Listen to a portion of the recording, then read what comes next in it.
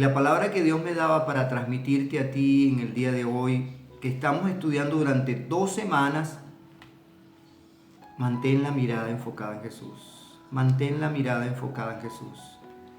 Fíjate, en Hebreos capítulo 12 nos dice, por lo tanto, ya que estamos rodeados por una enorme multitud de testigos de la vida de fe, quitémonos todo peso que nos impide correr, especialmente el pecado, que tan fácilmente nos hace tropezar, y corramos con perseverancia la carrera que Dios nos ha puesto por delante. Esto lo hacemos al fijar la mirada en Jesús, el campeón que inicia y perfecciona nuestra fe. Debido al gozo que le esperaba, Jesús soportó la cruz sin importarle la vergüenza que ésta representaba.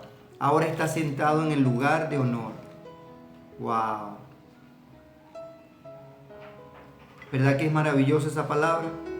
A lo largo de toda la carta de Hebreos, nosotros podemos darte un ánimo. Los hermanos a los cuales se les estaba escribiendo la carta a los hebreos habían sufrido expropiaciones, habían sufrido burlas, habían sufrido ser acerados, habían sufrido muchísimas cosas terribles que tal vez tú no has sufrido. ¿Por qué Pedro se hundió en el agua? ¿Te has preguntado eso? Pedro logró caminar sobre el agua. Pedro escuchó la voz de Jesús, respondió a su voz y comenzó a caminar. Ahora, ¿qué lo hizo hundirse? ¿Qué lo hizo fracasar? ¿Qué lo hizo convertirse? Que todo el mundo habla que Pedro se hundió en el agua, pero no hablan de los 11 que estaban cobardemente escondidos en la barca sin hacer absolutamente nada. Tú debes responder a la voz de Jesús. Tú no debes responder a la voz de los hombres. Tú no debes responder a los vientos, a ningún trapo que te presenten. Fíjate, recibía la historia esta semana de unos cristianos en Corea del Norte, luego que en 1950 vino la persecución allí, y que ellos se reunían todos los días en una alcantarilla, con una Biblia, un pastor y 30 personas. Y todos los días lo hacían, hasta un día en que vino un Caterpillar, una aplanadora, y haciendo un trabajo tumbó donde ellos estaban escondidos. Y allí en medio de eso descubrieron a esos cristianos. Les exigieron que negaran su fe. Les exigieron renegar de la palabra de Dios. Y sin embargo ellos, aunque ahorcaron sus hijos, aunque los mataron, ellos no negaron a Jesús. Piensa en los 3 hombres, amigos de Daniel, que les exigieron doblar sus rodillas ante la imagen del rey. Y ellos dijeron, no lo haremos, rey, no te obedeceremos. Nosotros confiaremos y mantendremos nuestra fe en Dios. Si el Señor quiere, Él nos va a librar. Y si no, igualmente no lo negaremos. Y por eso entonces vemos lo sobrenatural allí. Vemos lo sobrenatural allí porque ellos mantuvieron la mirada en Jesús. Ellos mantuvieron la mirada en el Señor. ¿Estás viendo? Entonces, mantener la mirada en el Señor en estos tiempos difíciles, en estos tiempos de persecución, en estos tiempos donde no es fácil, en estos tiempos donde le han mandado a la gente a encerrarse en su casa, en estos tiempos donde muchos de ustedes tal vez no tienen que comer, no tienen un trabajo, no están recibiendo dinero. ¿Qué hacer? Mantener la mirada en Jesús. Porque eso es lo que nos dice la palabra. Él dice que Jesús es el campeón que inició la perfección de nuestra fe. ¿Y qué es la fe? La fe es la certeza de lo que tú esperas. La fe es la convicción de lo que tú no ves. Una persona que tiene fe tiene la certeza que va a recibir algo. A través de los audios que estamos creando, que se llama Manual de Vida, podemos hacértelo llegar diariamente distintos pasajes. En estas 2 semanas hemos estado preparando audios. El equipo de líderes ha estado preparando audios sobre la carta a los hebreos, o la epístola a los hebreos, o la homilia a los hebreos, como tú mejor quieras llamarla. Lo importante es que esta carta fue escrita para inspirar a la gente. ¿Para qué? En la carta, el autor les está diciendo que tenemos mejores promesas. En la carta, el autor les está diciendo, mire, en el pasado Dios nos habló por medio de los padres, nos habló por medio de los profetas, pero en los postreros tiempos Dios nos ha hablado por medio del Hijo, al quien constituyó en heredero de todo, por quien todo subsiste. Él, por medio de su palabra, creó todas las cosas. Es decir, Jesús, el Hijo de Dios, es creador. El que es superior a los ángeles, continúa diciendo, Él que es superior a los ángeles, que los ángeles le adoran, porque los ángeles son ministros, son servidores en favor de los que han de heredar la salvación. Y entonces comienza a pedirles a estos hermanos que no se deslicen, que no abandonen la fe, que no abandonen lo que han creído, que se mantengan firmes. Este autor nos está planteando a lo largo de toda esta carta que el Señor nos va a premiar, nos va a dar la recompensa si nosotros mantenemos la mirada puesta en Él, si nosotros mantenemos la fe en Él. Por eso es que Él dice que Jesús es el autor de la fe, siendo el constructor de la casa, siendo el dueño del universo. Él mismo se hizo un siervo obediente, vino y se hizo uno como nosotros. Como dice en el capítulo 2, se hizo uno como sus hermanos. ¿Para qué? Para podernos librar del que tenía el imperio de la muerte, para podernos librar de aquel que tenía angustiadas a las personas, las tenía deprimidas, las tenía esclavizadas. Jesús vino para eso. ¿Y qué hizo Jesús? Jesús se convirtió, como estaba profetizado en el Salmo, que juró, tú serás sacerdote para siempre según el orden de Melquisedec. Eso que aparece en Génesis 14, luego Dios lo levanta como una profecía. Y el autor de Hebreos está diciendo que no teniendo más nadie por quien jurar, juró por sí mismo. Y allí en la carta de Hebreos, Dios te da una promesa muy maravillosa por la cual dice que la palabra de Dios debe ser un ancla para tu vida. ¿Cuál? Que Dios no miente. Mira, hermano, mira, hermana, Dios no miente. Dios no es como los hombres. Dios no es como las personas que hoy dicen una cosa y mañana hacen otra.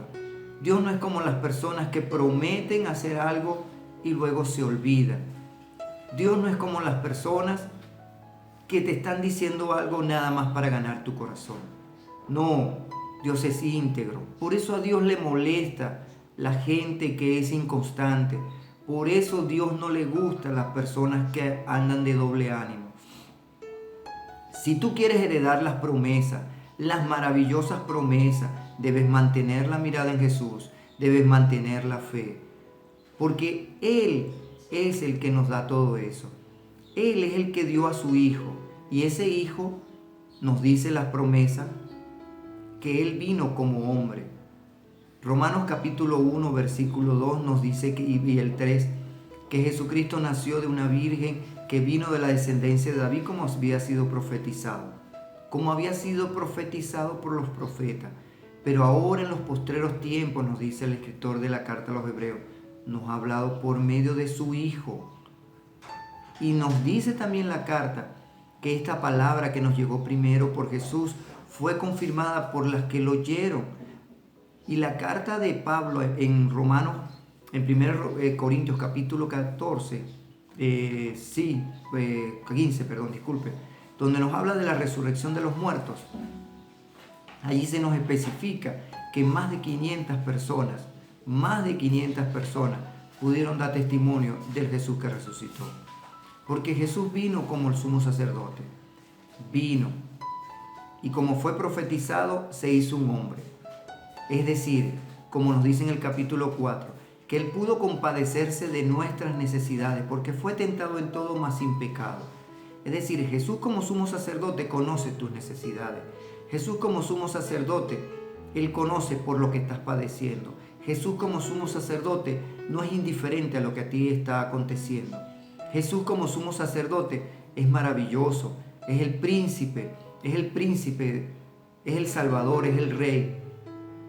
Jesús como sumo sacerdote te está diciendo, yo sé todo lo que tú padeces. Pero dice y añade el capítulo 4, más sin pecado. Entonces, a estos cristianos, el autor les tiene que decir, oye hermanos, ustedes ya deberían ser personas maduras, ustedes ya deberían ser personas que comen carne, y hay que estar dándole lechita a ustedes. Siempre andan divagando, van y vienen, están siendo inconstantes, andan muy eufóricos hoy, andan muy deprimidos mañana. Eso es lo que le está diciendo el autor. Ya ustedes deberían ser personas maduras, firmes. Fíjate que Pablo en su carta a Efesios capítulo 4, en el versículo 13, nos establece cuál es la estatura y la medida en la cual tú debes alcanzar. ¿Cuál es esa estatura? ¿Cuál es esa medida? La plenitud de Cristo, la madurez y a la estatura de Cristo. Es decir, tu patrón de comparación es Jesucristo, tu patrón de medida es el Señor Jesús. Entonces, es Cristo el que te debe dar la inspiración, es el Señor Jesús el que te debe motivar. Muy bien, seguimos acá con todo lo que estamos transmitiendo, todo lo que estamos enseñando. Estábamos en el capítulo 5, pero en el capítulo 6 el Señor les dice, ustedes deberían saber los rudimentos y eso es lo que saben, pero deberían avanzar. Y luego en el capítulo 7 nos habla de ese maravilloso Jesús, que es sumo sacerdote bajo un nuevo orden, bajo un nuevo orden, y una nueva clase. No el sacerdocio de Aarón, no con el sacerdocio de la primera ley, sino en la segunda. En la segunda nos plantea que Jesús es el autor de un nuevo pacto, de un mejor pacto, con mayores promesas. ¿Qué hizo Jesús? Vamos a ver por qué es un mejor pacto. Fíjate, el sacerdote humano todos los años tenía que ofrecer sacrificios por su pecado y luego ofrecer una vez al año, entrando al lugar santísimo, por los pecados de todos los demás. Y en ese caso Dios pasaba por alto los pecados de la gente. Lo ignoraba, vamos a decirlo para que tú me entiendas, pero no quitaba el pecado. ¿Qué hizo Jesús?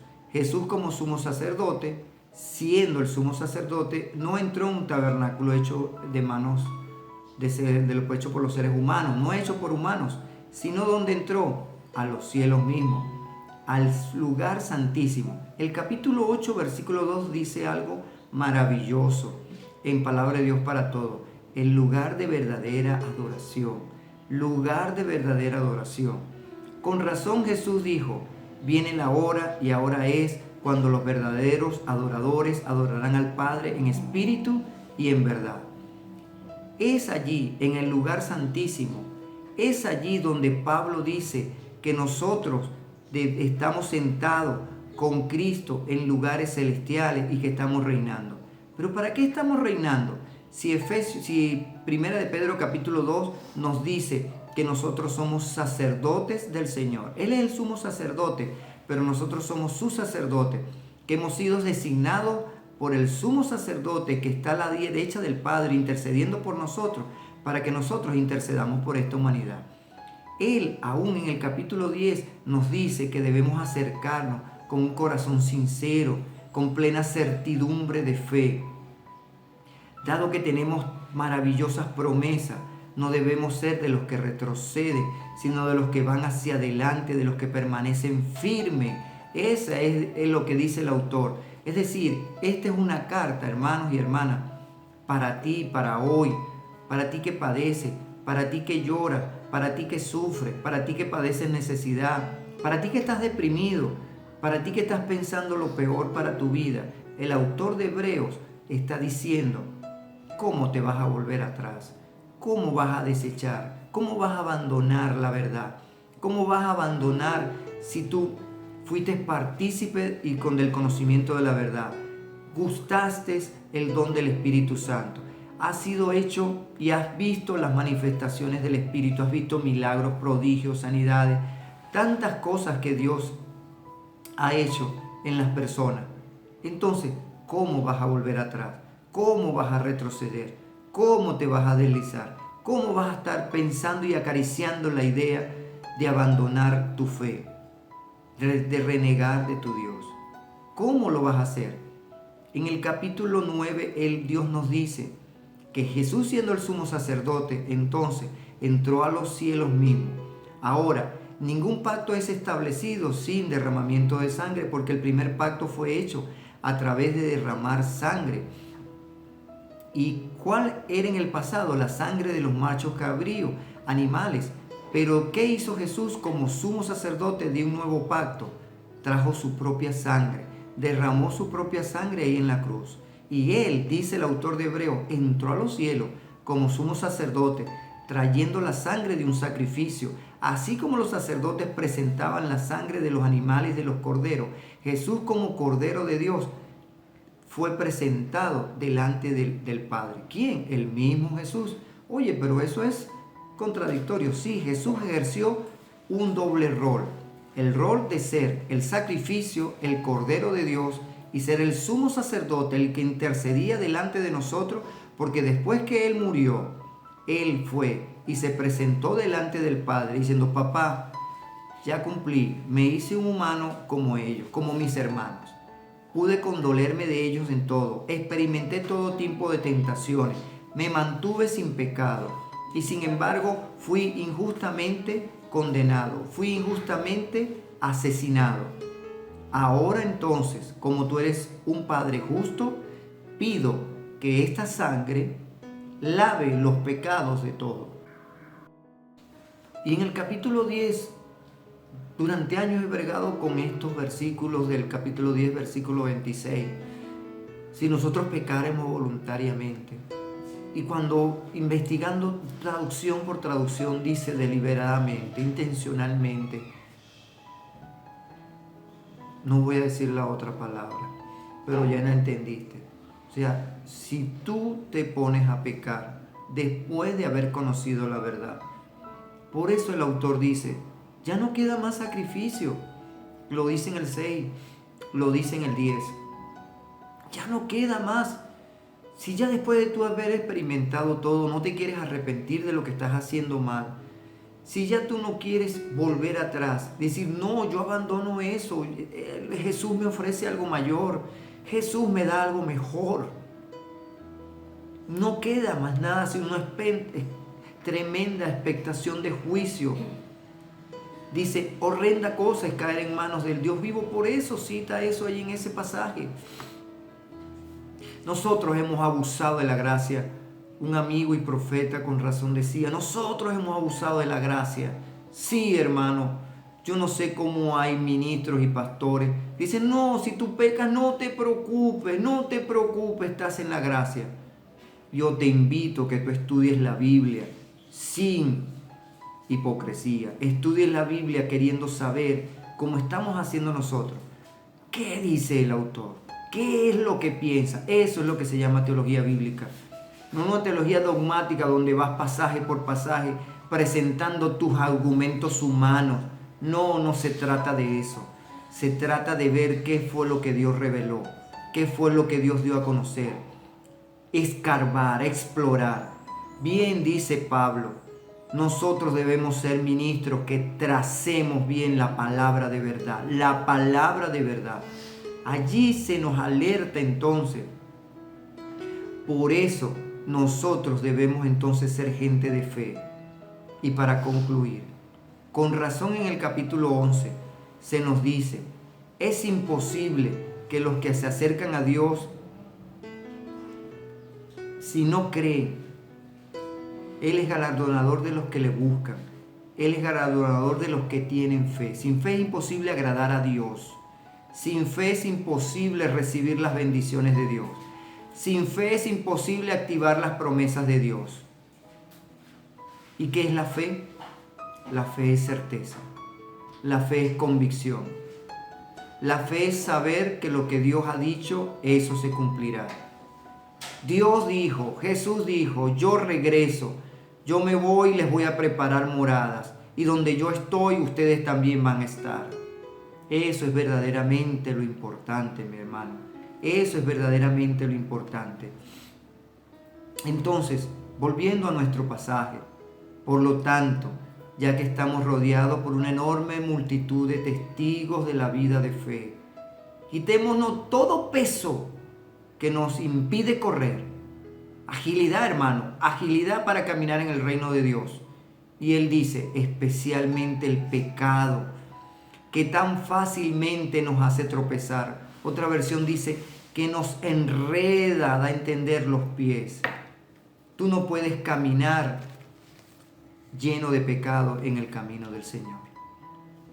Tú tienes que dejar el pecado. Si tú eres un hijo de Dios, caíste en pecado, tropezaste, caíste, levántate.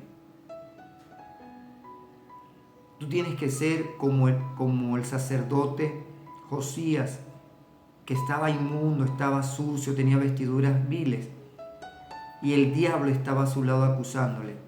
Y el Señor, que es el ángel que está al lado allí en Zacarías 3, le dijo, quítenle esas vestiduras viles y pongan vestiduras buenas, pónganle una mitra y un anillo, autoridad, reino. Eso es lo que Dios quiere hacer contigo. Pero tienes que dejar el pecado, tienes que abandonarlo, tienes que dejarlo. Estás a tiempo. El autor de Primera de Juan dice, hay pecados de muerte por el cual yo no le digo que no pidas. Hay pecados de muerte, hermano. Hay pecados de muerte que la iglesia no habla. Aún hay tiempo. No blasfemes contra el Espíritu Santo. No reniegues del Espíritu Santo. ¿Qué más dice? Y corramos con perseverancia. El que persevere hasta el fin, este será salvo. Le guste a quien le guste. Si usted no persevera hasta el fin, usted no va a ser salvo. Y corramos con perseverancia la carrera que Dios nos ha puesto por delante. Esto lo hacemos al fijar la mirada en Jesús, el campeón. Tú tienes a quien imitar. Dice, sed imitadores de mí, así como yo de Cristo, dice Pablo. Jesús dice que el que quiere ser su discípulo, debe tomar su cruz, imitar a Cristo, tomar tu responsabilidad, tomar tu compromiso, tomar si hay algo por lo cual sufrir, pero tú mantener la mirada en lo que tú tienes que hacer. Dios te llamó a hacer algo, tú lo tienes que desarrollar. No puedes dar excusa, tienes que seguir adelante. Y mira cómo dice, soportó la cruz, porque él estaba mirando, Dice, piensen en la hostilidad que soportó por parte de pecadores, en el versículo 3. Así no se cansarán, ni se darán por vencidos. Después de todo, ustedes no han luchado, no han dado su vida en lucha contra el pecado. Así que, amados hermanos, puestos la mirada en Jesús, puestos la mirada en Cristo, puestos la mirada en nuestro Señor,